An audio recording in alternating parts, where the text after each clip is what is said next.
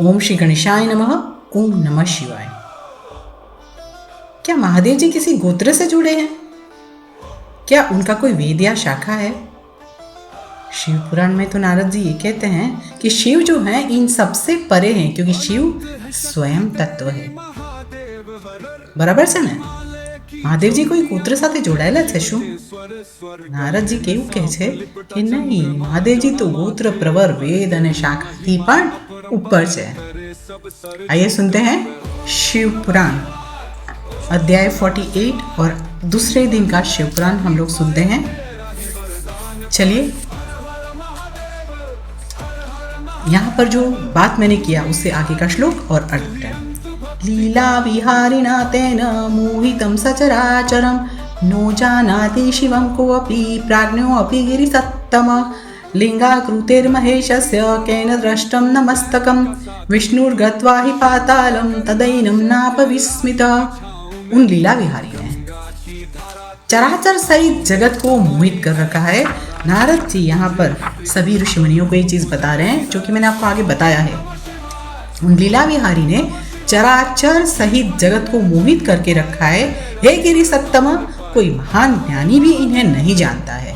ब्रह्मा जी भी लिंग की आकृति वाले महेश के मस्तक को नहीं देख सके और विष्णु भी पाताल तक जाकर इन्हें नहीं प्राप्त कर पाए और आश्चर्यचकित हो गए। किं बहुक्त्या नग श्रेष्ठ शिव माया दुरत्यया तददीनाश्रयो लोका हरि ब्रह्मादयो अपि च। गिरि श्रेष्ठ, अधिक कहने से क्या लाभ है? शिव जी की माया बड़ी दुस्तर है। त्रैलोक्य और विष्णु ब्रह्मा आदि भी उसी माया के अधीन है।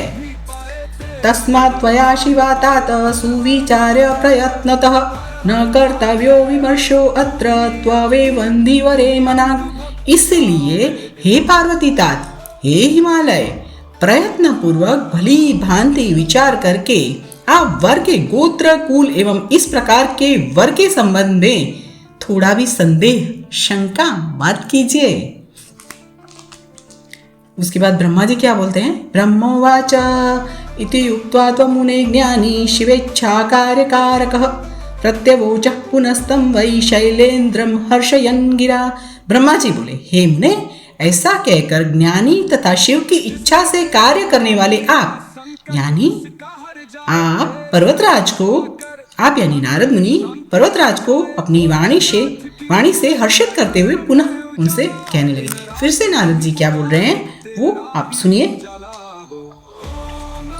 नारद उवाच शृणु तात महाशैल शिवाजनकमत्वचः तच्छ्रुत्वा तनयां देवीं देहि त्वं शंकराय हि। नारद जी बोले, हे तात, हे महाशैल, हे शिवाजनक, यानी पार्वती जी के पिता, आप मेरी बात सुनिए तथा उसे सुनकर शंकर जी को अपनी कन्या प्रदान कीजिए। सगुणस्य महेशस्य लीलया रूपधारिणः गोत्रं कुलं विजानीहि नादमेव हि केवलम्। अपनी लीला से अनेक रूप धारण करने वाले सगुण महेश यानी महादेव जी का गोत्र तथा कुल केवल नाद ही जानिए, केवल नाद। शिवो नादमयः सत्यं नादः शिवमयस्तथा उभयोः अन्तरं नास्ति नादस्य च शिवस्य च। शिव नादमय है और नाद भी शिवमय है, यही सत्य है। शिव नादमय है और नाद भी शिवमय है, यही सत्य है। शिव तथा नाद इन दोनों में भेद नहीं है। सृष्टौ प्रथम जत्वादिः लीला सगुणरूपिणः शिवान्नादस्य शैलेन्द्र सर्वोत्कृष्टः ततः सही। सृष्टि के आरंभ में लीला से सगुण रूप धारण करने वाले शिव के द्वारा सर्वप्रथम नाद की उत्पत्ति होने के कारण वह सर्वश्रेष्ठ है। अतो हि वादिता वीणा प्रेरितेन मयाद्य वै सर्वेश्वरेण मनसा शंकरेण हिमालय। इसीलिए हे हिमालय, अपने मन में सर्वेश्वर शिव से प्रेरित होकर मैंने आज वीणा बजाई है। मैंने आपको पिछले वाले वीडियो में बताया था कि नारद मुनि वीणा बजाने लगे और वीणा बजाने लगे तो सभी ऋषि मुनियों ने, ब्रह्मा जी ने, विष्णु जी ने, सबने उनको रोका था। उनका बात था कि वीणा क्यों बजा रहे हो, अभी आप नहीं बजाओ, ऐसा भी उनको रिक्वेस्ट किया था, विनती किया था। और यहाँ पर नारद मुनि ने जवाब दिया कि उन्होंने वीणा कैसे, क्यों, कब बजाई और क्यों बजाई है, ये इसका साफ बात है। अपने मन में सर्वेश्वर शिव से प्रेरित होकर मैंने आज वीणा बजाई है, ये जवाब इन्होंने दिया है यहाँ पर। उससे आगे ब्रह्मोवाच एतत् श्रुत्वा तव मुने वचस्तत्तु गिरीश्वरः हिमाद्रिस्तोषमापन्नो गतविस्मयमानसः। हे मुने, ब्रह्मा जी बोले, हे मुने, गिरीश्वर हिमालय आपका यह वचन सुनकर संतुष्ट हो गए और उनके मन का विस्मय जाता रहा। अथ विष्णु प्रभुत्रयः सुराश्च मुनयस्तथा साधु साध्विति ते सर्वे प्रोचुर्विगत विस्मयाः। तब विष्णु आदि वे देवता एवं मुनि विस्मय रहित होकर साधु साधु ऐसा कहने लगे। उससे आगे महेश्वरस्य गाम्भीर्यं ज्ञात्वा सर्वे विचक्षणाः सविस्मया महामोदान्विताः प्रोचुः परस्परम्। यस्याज्ञया जगदिदं च विशालमेव जातं परात्परतरो निजबोधरूपः सर्वः स्वतन्त्रगतिकृत्परभावगम्यः सो असौ त्रिलोकपतिरद्यन् च नः सुदृष्टः। सभी विद्वान लोग महेश्वर के गांभीर्य को जानकर विस्मित हो गए, विस्मित होकर परम आनंद में निमग्न हो गए और परस्पर कहने लगे, जिनकी आज्ञा से यह विशाल जगत उत्पन्न हुआ है, जिनकी आज्ञा से यह विशाल जगत उत्पन्न हुआ है और जो पर से भी परे नीच बोध स्वरूप है, स्वतंत्र गति वाले एवं उत्कृष्ट भाव से जानने योग्य है, उन त्रिलोकपति शिव को आज हम लोगों ने भली भांति देखा। हम लोग यहाँ पर शिव तत्व की बात कर रहे हैं और जो अपने जीवन का सबसे बड़ा इम्पोर्टेंट पॉइंट है आज का, और उससे पहले वाला वीडियो जो है कि हमको शिव तत्व क्या है वो पता लग रहा है। और इससे बड़ी क्या बात हो सकती है कि हम शिव पुराण श्लोक सहित स्तुति में सुन भी रहे हैं और शिव तत्व को भी समझ रहे हैं। आइए उससे आगे सुनते हैं।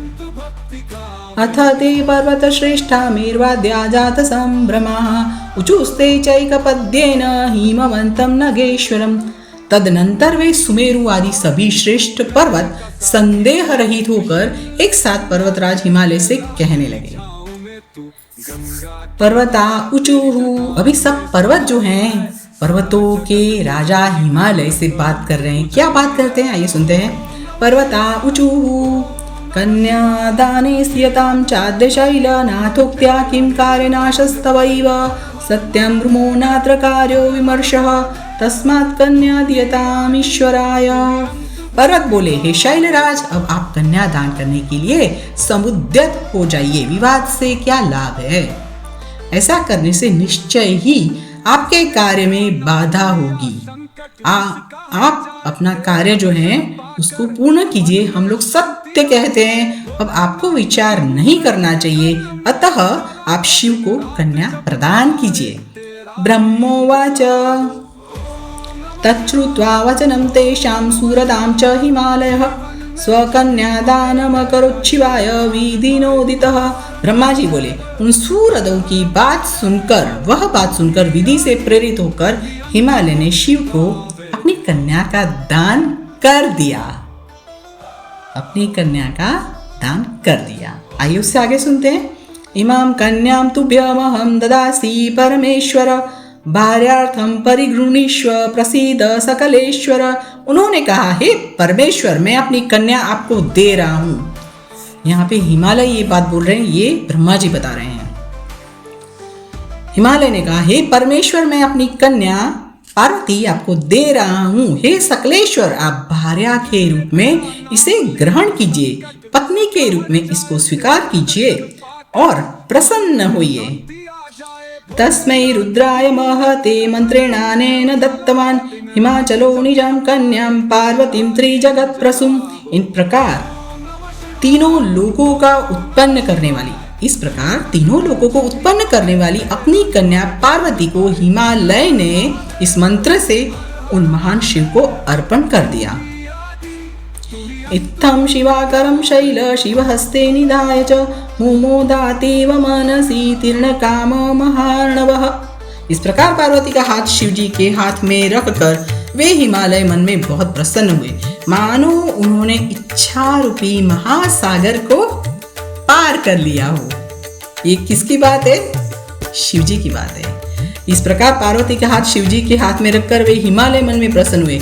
यहाँ पर शिव जी की जो बात है उसमें ये बताया है कि हिमालय जो है महासमुद्र महासागर को, और कौन सा महासागर है? इच्छा रूपी महासागर को उन्होंने पार कर लिया। इतना ज्यादा वो प्रसन्न हुए क्योंकि जगत के पिता को जगत की माता, ये दोनों का यहाँ पे सुबह मिलन हो रहा है। और ये काम हिमालय के हस्तों से, चरणों के सहित उनके कर कमल से उन्होंने अपनी पुत्री को, महादेव जी को अर्पण किया है। उससे आगे वेद मंत्रेण गिरीशो गिरिजाकर पंकजम जग्राह स्वकरेण सुप्रसन्नः परमेश्वर क्षितिं संस्पृश्य कामस्य को अदानीति मनुमुने पपाठ शंकर प्रीत्या दर्शयन् लौकिकीं गतिं। पर्वत पर शयन करने वाले परमेश्वर ने प्रसन्न होकर अपने हाथ से वेद मंत्र के द्वारा पार्वती का कर कमल ग्रहण किया। हे मुने लौकिक गति प्रदर्शित करते हुए पृथ्वी का स्पर्श करके महादेव जी ने भी को अदात इस काम संबंधी मंत्र का प्रेम पूर्वक पाठ किया।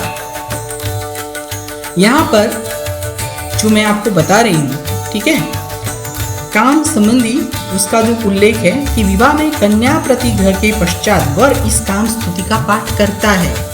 पूरा मंत्र इस प्रकार है। ओ अदात्मक स्मा अदात कामो अदात कामाया दात कामो दाता काम प्रतिग्रहीता कामिक ततई। यजुर्वेद संहिता 7:548।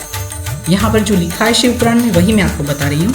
इससे आगे हम लोग सुनेंगे बाद में। यहाँ पर रुकती हूँ। ओम नमः शिवाय। हर हर महादेव।